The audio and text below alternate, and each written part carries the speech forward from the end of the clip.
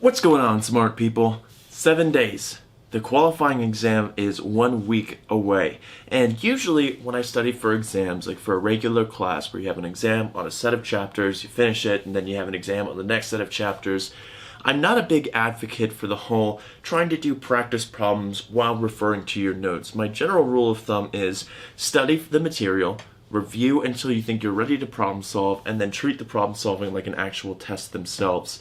Today I'm doing something a little bit different. That type of studying works well when you have a test on one subject on a couple sections. You have a quantum mechanics test on the harmonic oscillator. But this is a very different type of exam. This isn't just a test on one subject on one section. It is a test on all sections of all subjects. And that necessitates a different type of approach to studying that I'm going to transition into today. Now, when it came to studying for thermodynamics, I had forgotten so much that I needed a comprehensive review of more or less the entire course because I just really couldn't remember how to solve those kinds of problems.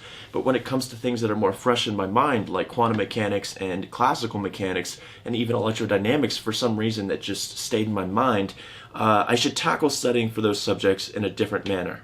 Since so many of the previous exams are available to us, today I will be flipping through a lot of them to see what types of questions are being asked. Yesterday I had a study session with a couple of friends and we noticed that on all of the thermodynamics sections there was at least one question on blackbody radiation. So I want to take some time to find out what are those questions, almost make a statistical distribution of what types of questions are more probable to be asked, and then emphasize studying those sections in the corresponding books. I don't like studying this way, but granted my normal tics and my regular study habits, if I'm studying for a regular exam and I don't understand something, I will pour hours into studying for it, even if it might not be on the exam. I don't know, maybe I think it might come up later, I don't know. But once I've acknowledged that I don't understand something, it's very difficult for me to move on from that, and there's just not enough time to be that kind of person for this test, which is why I want to be able to identify the types of questions first.